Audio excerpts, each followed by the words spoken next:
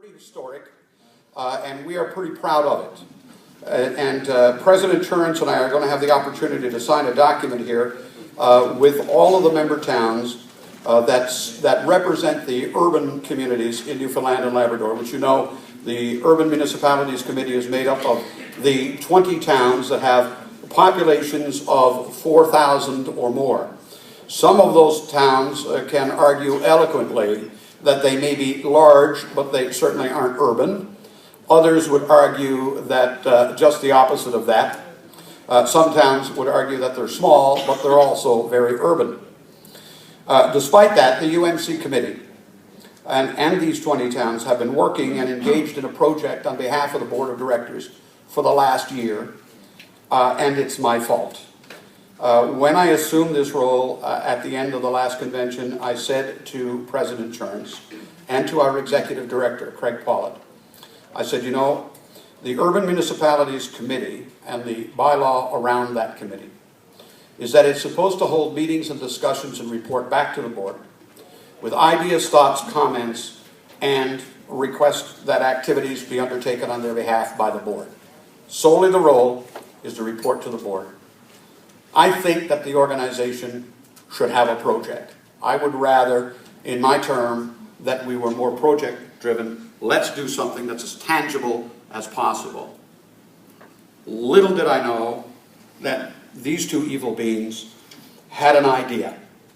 And it stemmed from the urban summit that was held in St. John's in 2013. So they called me to a breakfast. Nice boys. And they gave me 2 eggs, they gave me a glass of orange juice, and then they said, and here's what we want you to do with the committee. We want you to develop a regional economic development accord, or charter as we called it then, among the 20 largest towns. The purpose of the project was to do 3 or 4 things. 1, to show that the 20 largest towns in the province, not just as a region but as a province, could actually cooperate, collaborate, work together, and open up their practices, open up their activities to all of their partners. Why do that? Because you want to show to the towns that are adjacent to those urban centers that they too can share in the benefits that hopefully can flow from that. Phase 1 is we need as many of the 20 largest communities as possible to sign on to this accord. Just as quick history, I went to my city council and said, here's what the UMC has been asked to do. And downstairs in Mount Pearl, we have a fully operational, fully functioning economic development office. We have an economic development officer, we have a business retention and expansion officer, we have a communications manager, and I want to use them to do this project with M&L. Can we do that? And my council, God bless them, said, go beat them to death. And we put them to work on this. So Steve Butler, who hopefully is going to be in the room, is he here now? Steve is over there. Steve is our business expansion and retention officer for the city of Mount Pearl, and we tasked him with this task. Go find us one. I want to see what one of these accords looks like before I meet with the committee and ask them to take on this task. He comes back with great news. Mayor, there isn't one. What? Says I. He says they don't exist. There isn't one in Canada. And based on what I found on the internet, there isn't one in the United States of America either. But I found a couple of things that kind of fit it. And he went to work on that, and our department went to work on that, and they went to work on it with the Harris Center. They went to work on it with consultant Pat Kern. They went to work on it with Mr. Keenan from Bob from M&L and Greg.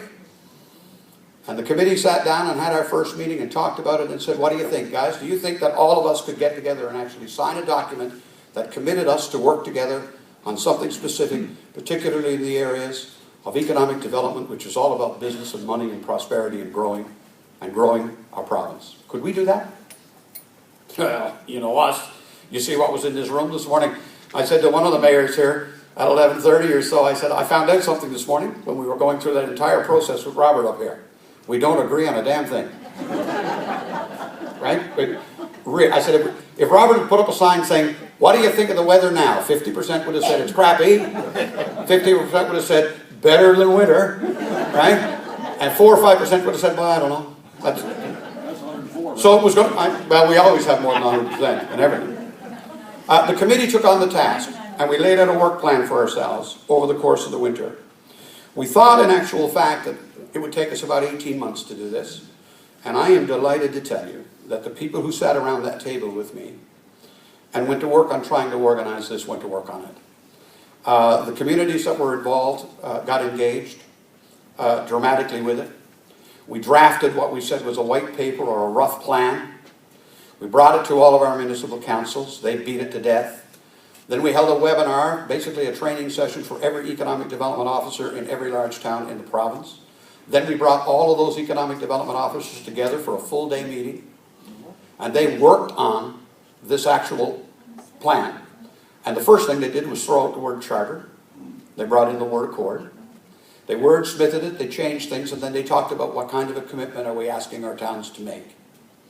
And at the end of the process, we came away with an accord that we brought to the UMC and laid it in front of all of the committee members.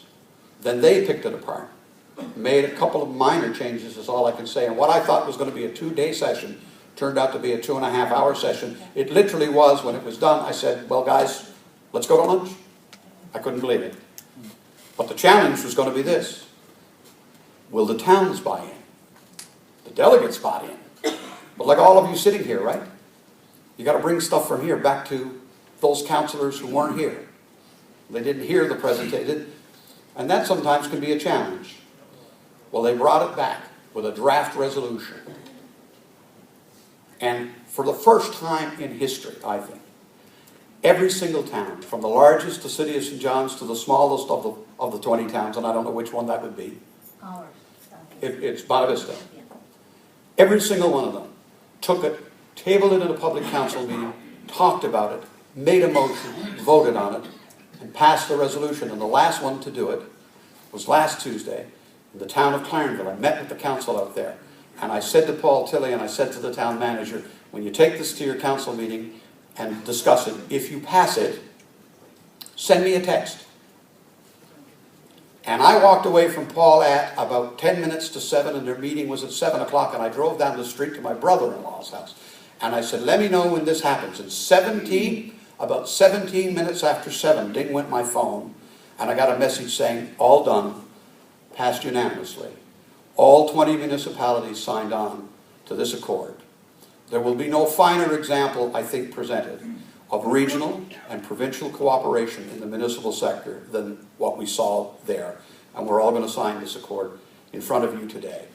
I'm very proud of this committee and the people who did the work. A big thank you to Pat Curran, a big thank you to Steve Butler, a big thank you to the staff at M&L, and to the members of the UMC who committed to make this thing happen. It is tremendous. I talk about it in this tone for one reason. What we're going to do today represents a beginning. Many of you in this room are not from urban towns. Many of you in this room live next door to the urban towns that are signing this accord today. There is going to be coming an opportunity, yes, for you to participate in this process. And President Rogers is going to talk about that now when he speaks about what the next steps in this process will be. So that's all I want to say, and with that I'm going to say thank everybody again for all that they've done on this. Look forward to signing it. A great honor to be one of the two people going to do that. And of course, as always, it is an honor and a pleasure to introduce our president to you, Mr. Terence Rogers. Terence, if you would.